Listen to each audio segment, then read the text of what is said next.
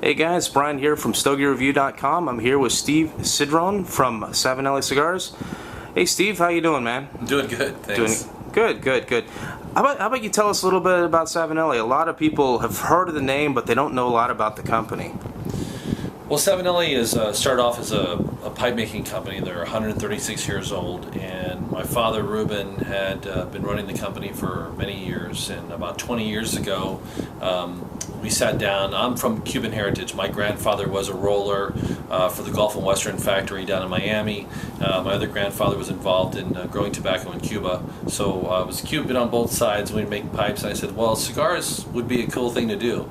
So we ended up, calling the Fuente family. We ended up down there probably in the early 90s and started making cigars with them. And I fell in love with the industry, and I fell in love with the passion for making, growing, fermenting tobacco, and basically started from there. So my father and I have basically been making cigars for almost 20 years now, and till today. We've had maybe a few lines, very boutique, small batch lines that we've done over the years, but we've had some great ratings. This year is probably the biggest year for us. We have 5 new brands that we've come out with. About a year and a half ago, I took over cigar production and cigar making and blending and everything completely. My dad had been doing it in the past, and I just I took it on myself. I have a passion for it, so I started going to Esteli. I started going to the Dominican Republic.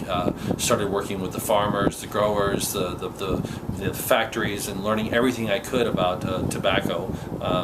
And so I just started doing all the blends.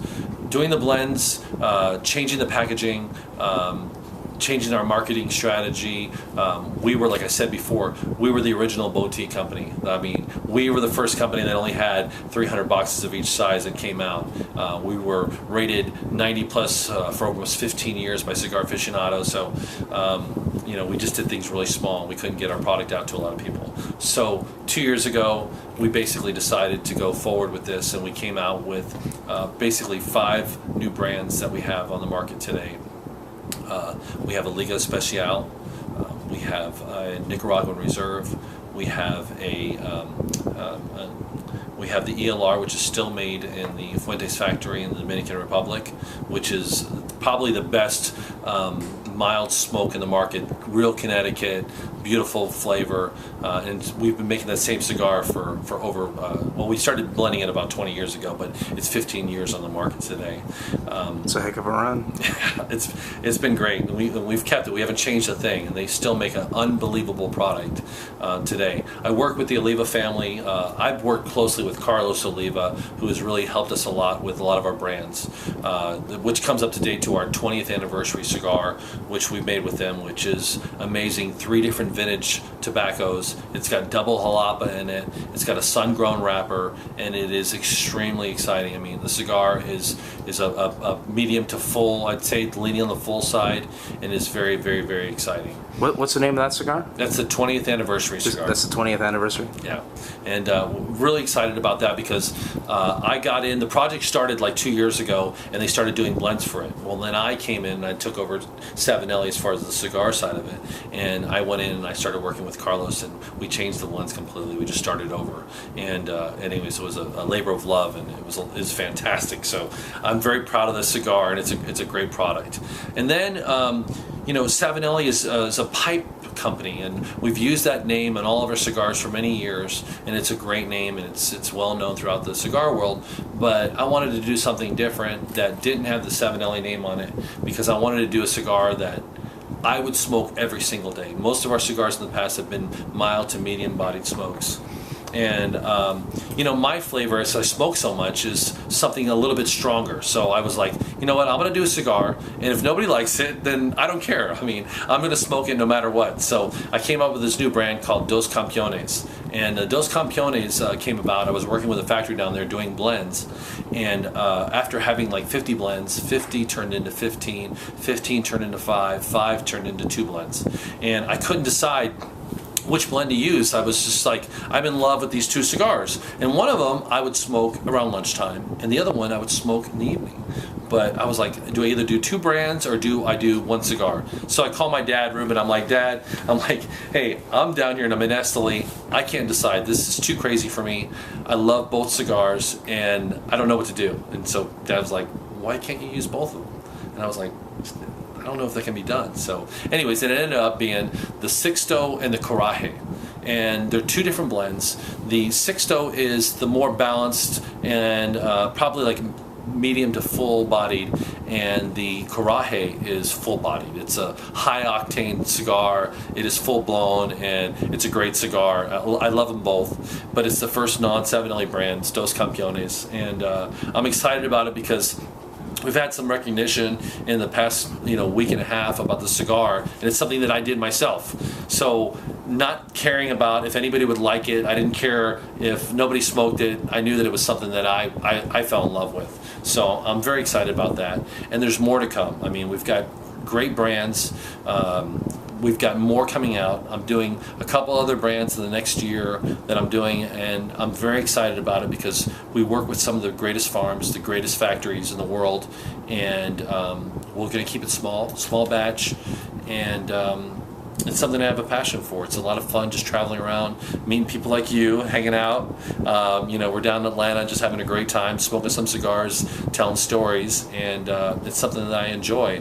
And I can't imagine doing anything else in the world other than making cigars and making friends. So you were talking about ratings and getting some recognition for that. You just got a rating recently. Can you share that, or is that still kind of under wraps?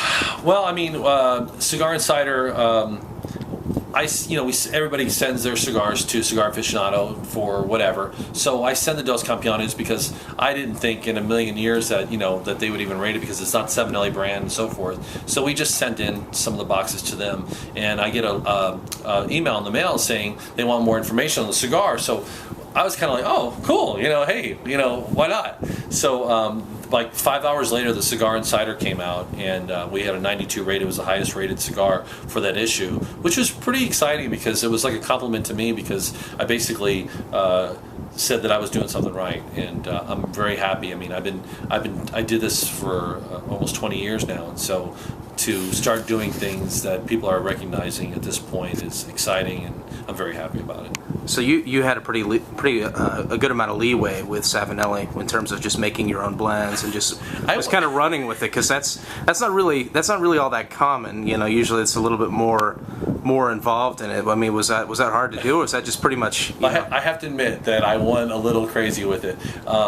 I did the box design, I did the name of the cigars, I did the band design, and we work with Italy. We've got a great parent company that we work with over in Italy, and they're great people. But they didn't know this is all going on. So when they found out, they're like, "Oh, it's non-Savinelli." They weren't exactly like excited about it, and so they were afraid it was going to be this big failure. So I kind of was a rebel on this one. I just said, you know what, I'm just going to do it. I don't care, But it turned out well, and they're very excited about it now, and they've been real good about it. And now we joke about it. But when it first went down, it was kind of like, what are you doing? Well, it not being Savinelli named, if it didn't go well, it doesn't really have the name on it, so it's not necessarily a bad thing. So there's a little bit of a safety net in there. Yeah. Speaking of, you said there's 2 blends, and I believe you mentioned earlier that, or maybe the other day, that both of them are going to be in the same box. So when you buy a box, it will have both blends in it, like half and half. Is that right? Because I'm thinking that here's a guy who buys a box of cigars. He doesn't want to smoke the same cigar every day. At least I don't. I smoke different cigars all day long. So at lunchtime, I want to have a cigar that's not overpowering. And so I made a blend that was a little bit lighter. It was a different blend. Actually, is a little more balanced for like lunchtime or afternoon. It could be for any time, but for me, it was for lunchtime. And then I wanted, like, when I get done eating a meal, or when I have a great bottle of wine or a great Belgian beer, I want something that's just like, it's just gonna like match that real well. So I was sitting there and I'm doing these blends and I'm drinking, I wouldn't say the name of the beer, but I have some great Belgians that I'm in love with, and I'm drinking the beers. I'm like, this goes great with it, this is great. tell if you don't mind, because we have a lot of beer drinkers that follow the site. Well, too. I like a lot of microbrews and stuff like that, but I started with like Chimay's and Duvel and things of that nature. So when I drink, those type of high gravity beers, I mean, I like to have a great strong smoke when I smoke those. And so I was like, this is a great cigar. This goes great with the strong high gravity beer, and that's why I made that second cigar, because I wanted it to be that. So I thought, guys, buys one box of cigars. He has 10 of the medium to full and 10 of the full-bodied smokes. So again, it was just something that I would like to have, and I was hoping that other people would like it. So who knows? It's interesting. It's an interesting concept. It's something that I don't think has been done, and I just hope everybody enjoys it as much as I do. So we got the 20th anniversary, correct? We've got 2 Dos Campeones lines, and what you said there are 3 others or 2 others? Two other lines. We've made the Nicaraguan Reserve for about we probably made that for like 7, 8 years, and it's made by Nestor Plasencia, the factory down in Esteli, and so we've been making the cigar for a while, and I went to visit the factory. And I saw these cigars that were sitting there on the shelf, and they said, "Oh, those are your cigars." And I said, "Well, how many do you have?" They said, "Well, we have like 30 to 40, 50,000. We're not sure." And I said, "Well, where do these come from? Because why do you have this many?" "Well, we had forgot they were here. We had shipped out. We had made new cigars for you." And so I was kind of like, "Can I have these cigars?" I was like, "I mean, what is going on here?" So I smoked one, and I was like, "Oh my gosh, these are great." I said, "Well, what are these from?" And they were like, "Oh no, we made these in 2009, but they're 2007 vintage cigars." And I was like, "I gotta have these." So the new Nicaraguan Reserve is actually a 2007 vintage cigar from Plasencia that is off the hook. It's got a Colorado Habano wrapper on it, which is, if you're into a flavor bomb that you don't want a lot of strength, you just want a lot of flavor, a medium-bodied cigar, it is the perfect cigar for you. It's a dark, rich Colorado Habano wrapper. And I'm actually smoking, this is one of the first cigars that I did, is Liga Especial. And this is made. That's been out for a little while, right? I've seen that. Yeah. This has been out for a while. This is the first design change that I made, and all of the Savinelli cigars kind of have that a big ass symbol on it as you go into the stores. Some are purple, some are black, but all of them will look similar to this. You do kind of like a pastel thing going on with a number of them. I've noticed. I don't know if that's intentional, but it's unique. It's eye-catching. We wanted something different. I mean, when I first did the first Liga with the light blue box, I got mixed feelings. People were like, "Oh, what is that? It's a light blue box. It's but actually our sales, we doubled sales in the first year that we put out the light blue box." Well, it does catch eyes. I mean, that's a unique color in a humidor. I mean, we won't say it's Tiffany blue.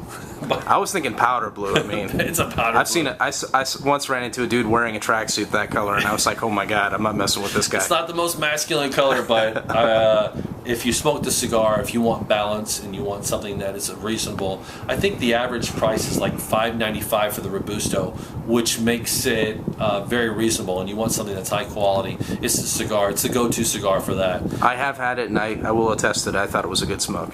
Yeah. It is it's a reasonably priced cigar, and but if you want to jump up to the next level, if you want something that's just going to blow your mind, the 20th anniversary is it's just unbelievable. 3 different vintages, tobaccos in it. It's got sun-grown wrapper, and it's basically my personal opus. I guess I shouldn't say that. Yeah. But it's my expect a lawsuit. Yeah. Or a phone call. But and I say that in the best thing because the Fuente family to me is amazing, and I learned so much from Carlos Sr. and Carlos Jr. over the years. I mean, they are magicians when it comes to making cigars. I've been really fortunate to work with Nestor Plasencia, who is a genius, and Carlos Olivia, who has been like family to me and has treated us like family and given us some of the best tobaccos that they have available. So I've been lucky over the years. So. Absolutely. So if people want to find out more about Savinelli, where would they go? Like online? We've got a website called savinelliCigar.com, so you can go there and you can look it up. Actually, I'm on Facebook, Twitter. If you're follow me, I'm LIVE4 on Twitter. So like Live 4, basically. Live 4 on Twitter, and I'm on Facebook, and I throw a lot of stuff on there. I'm online all the time, so drop me a line and say hello, because I definitely love talking to people about cigars. So Cool. Well, thanks for taking a few minutes to talk with us. you're welcome. Glad to be here.